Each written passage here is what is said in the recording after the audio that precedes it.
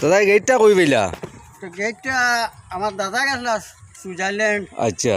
ওখানে ওখানে বানানি হয়েছে। ও মেস্তরির নাম কি? মেস্তরির নাম বখতার। ও বখতার। আর ওই যে আপনার সাথে এই রে?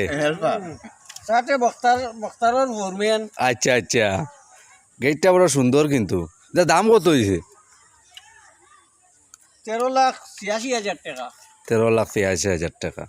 ও আচ্ছা, এইটা কি ওই গেটটা এনে ফিটিং হইব নি?